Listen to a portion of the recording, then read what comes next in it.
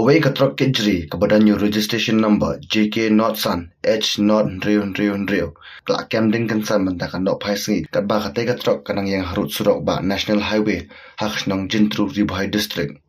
Katega jingja kelak jam mentakan dok paisngi hakapor RBJAA bar kom ka jing thu jong nong nya katega truck. Ulo ang ba kada ka jing Camden katega truck la mantep ba la shutrai ba de na ka jing thut ki wayar.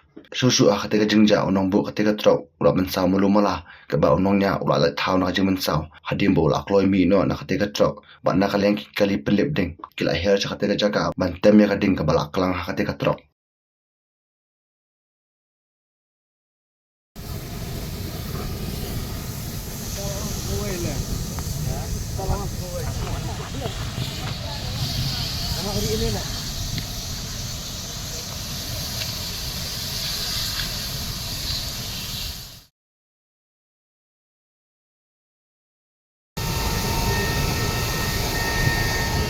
Nang buhay gan bud.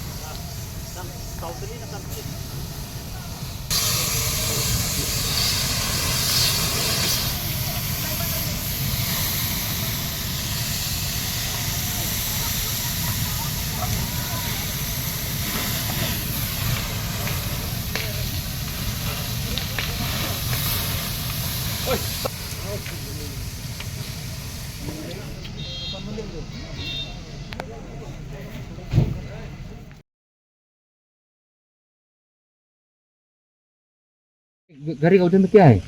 रबड़ sir. Rubber. अभी तक आधा घंटा हो गया आग लगे लेकिन फायर आधा घंटा हो गया कोई पुलिस ना फायर आधा घंटा से ज्यादा हो गया कोई पुलिस यहाँ तक पहुंचा।